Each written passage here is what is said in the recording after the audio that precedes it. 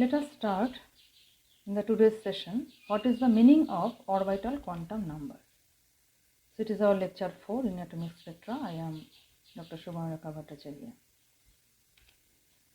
So the demerits of Bohr's theory, as we have seen from our earlier discussions, it cannot explain everything regarding the spectra analysis. The main problems are arising for the explanation of the fine structure of the spectral lines. As we have seen in our previous discussion, the wave number, which is represented by 1 by lambda, that is the nu bar, it consists of this equation, and if from the initial to final the principal quantum number, if we move in this way, that initial one is 1 and the final one the may be 2, 3, 4, etc., then the series of the spectral lines, they are termed as Lyman series.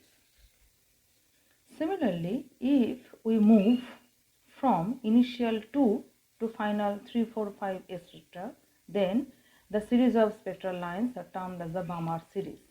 And Lyman stands in ultraviolet region, whether Balmer stands in visible region. Similarly, the other series known as Paschen bracket fund, which are originated as seen from these three equations, and Paschen lie in the infrared region, bracket lies in the infrared, and fund in the far infrared region. In this discussion, we must mention one term, that is the series limit. What is the meaning? That if initial is some number, what you can consider, and the final one if it is infinity, then that transition is called as the series limit. For example, the Balmer series, the series limit it 1 by lambda is the constant, the Rydberg constant, considering the infinite mass of nucleus, as we have seen earlier, and it is because it is I am talking about the hydrogen, and 1 by 2 square minus 1 by infinity square, and we get lambda equal to 364.6 10⁻⁹ that meter, that is 10⁻⁹ means nanometer. So here the several lines, as we have seen in the Balmer series, and the series limit it gives 3646 angstrom, that is 364.6 nanometer, and here the longest wavelength is 656.3 nanometer, which is designated as H alpha emission line, and next one is designated as H beta emission line 486.1 nanometer, and so on. So here the longest wavelength is 656.3 nanometer and the shortest one 364.6 nanometer. So obviously it supports the frequency versus the wavelength, the inverse relation, for that reason. So here the peculiarity to see here, that under the high resolution spectroscopic analysis, H alpha emission line, it consists of two pairs of closely spaced single lines. Definitely the question arises about the human laboratory, that is which instrument can see which thing under very high resolution condition. So under the latest point of view, what up to that discussion, because there is a other final lines are seen within it. After this discussion, we will explain that H alpha, as we have seen, a single line, but actually it consists of two pairs of closely spaced lines. Later on, we will again can explain that no, again finer lines are there. It can be explained from other spectroscopic theoretical consideration. So that backlog was first, the step was taken by Sommerfeld, and the condition was taken that as it is the under the inverse square law, the force is because proportional to 1 by r square, the orbit should not be taken circular, it should be elliptical in nature. So if we consider the elliptical path, then the nucleus must lie one of the foci of that ellipse. So if the initial position of the electron, as you see here, and if the final position of the electron is there, then the gap or the path traversed by the electron, it should be considered under the two variables. One is the radius, another is the angular path. So two variables r, theta should be taken under consideration. So here this radial distance r and that angle theta, which is termed as the azimuthal angle,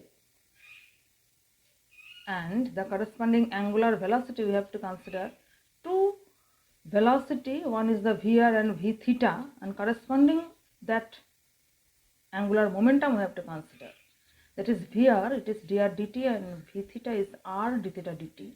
And for that reason we get the Wilson-Sommerfeld quantization rules, for which it gives that the product of the angular momentum corresponding to that coordinate under the cyclic operation, that is under the closed path, it must be the integral quantity of Planck's constant. That is, here we have seen the radial coordinate, the qi will be replaced by r, and sometimes qi will be replaced by theta, as well as pi will be replaced by pr, sometimes it will be replaced by p theta. So jointly, if we consider the two quantities, that pr and p theta, the meaning is something different, and the symbol, that closed loop integral path, it is the meaning of that symbol. So here, so pr and p theta are the two quantities which must be some integral multiple of h cross, that is h by 2 pi, and that integral multiple, that factor is nr, it is considered as per Wilson-Sommerfeld model, and k is another quantity, and obviously n should be equal to nr plus k. Now k, the value of k, it is equal to 1, 2, 3 up to n, where nr value is n minus 1, n minus 2, up to the lowest value possible is 0. That is the n minus n, and the quantity is nth. Later, that k value was replaced by the factor L plus 1, where L is termed as orbital quantum number. So please look into this matter, that k was the original point of view where the model gets changed from the circular to elliptical, and it provides two types of quantity nr and k, from where that quantity L was originated, and the value of L, it gets changed to, or it is represented as 0 to n minus 1. If you just match with the k, it gives that thing. So what is the meaning of L then in general? So if n equal to 1, the value of L equal to 0. So correspondingly, it designates that energy level which is termed as the sharp, and in the spectroscopic symbol it is denoted as S. Similarly, when n equal to 2, value of L equal to 0 and 1, two values are possible. So 0 designates the sub energy level S as usual, and 1 designates the sub energy level P, which is termed as principal. Similarly, when n equal to 3, L equal to 0, 1, 2, 0 for S, 1 stands for P, 2 stands for D. For n equal to 4, L equal to 0, 1, 2, 3, 0 stands for S, 1 stands for P, 2 stands for D, and 3 stands for F, and so on. So it is well known to us from our very beginners point of view, from the elementary level of the atomic structure, what we have seen, that the every n, it has the permissible condition for considering the electrons will stay or not. So what will be the maximum accommodation of the electrons in that corresponding nth level, we will judge it later, that the maximum accommodation is termed as 2 into n square. So if n equal to 1, the total accommodation is, number of electrons will be 2. So when the principal quantum number n equal to 1, maximum accommodation is possible is 2. That is the maximum 2 electrons can be accommodated for n equal to 1. Similarly, for n equal to 2, maximum number of electrons that can be accommodated, it is 2 into 2 square, that is 2 into 4, that is 8, and so on. We will discuss it later in a wider point of view. So here we can make a table like that. The principal quantum number, if it is 1, 2, 3, 4 and so on, the corresponding L values are 0 or 0, 1 or 0, 1, 2 or 0, 1, 2, 3, etc. And sub energy levels are designated as S, SP, SPD, SPDF, etc. So to have a little bit interest about the how does it look, the atomic structure, we can represent the sodium. The sodium, later on we will see it, how the several SPD are allocated there. Now here, as n equal to nr plus k, so the total energy, it is very interesting point of view, the total energy, it is dependent nr and k, but not a separate way. The total entity will give the energy.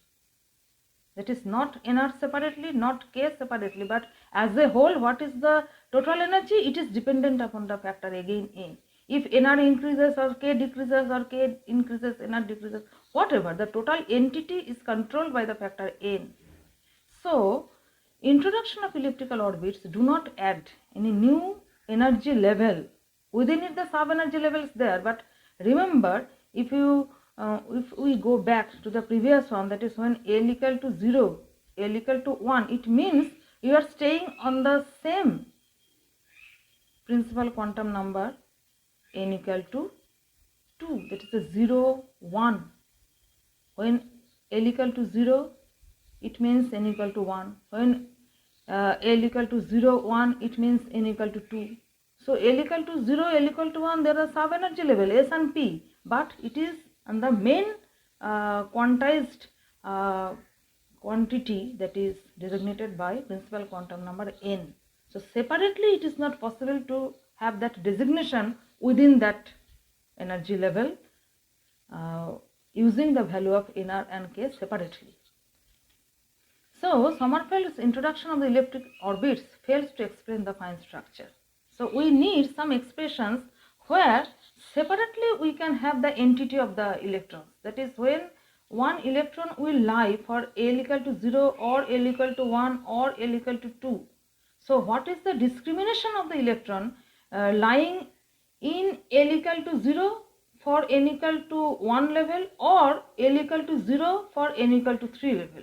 Because we cannot discriminate the L values for n equal to 1 or n equal to 3. The meaning are same, because how can we just locate or we can point out that this electron has its own identity number? So we must have another approach. So the several sub energy levels characterized by a common value of energy, they are the same, they are said to be degenerate. So this complete, it is a one milestone approach, no doubt, but it is not sufficient. So that fine structure splitting of spectral lines is possible by the introduction of the concept of electron spin, what will be discussed in the next lecture. So here is a quick glance over the atomic structure of the ground state electronic configuration of sodium. Atomic number is 11. So we can represent 1s2, 2s2, 2p6 and 3s1. 1 stands for the principal quantum number n equal to 1. 2 is the principal quantum number n equal to 2 and 3 is for n equal to 3. And here, as we have discussed earlier, here is the S level, P level. Maximum accommodation is S level is 2. Why? We will discuss it. Maximum accommodation in the P level is 6. Why? Again we will discuss it. And later video, keep on watching for the next lecture for the atomic spectra. Thank you.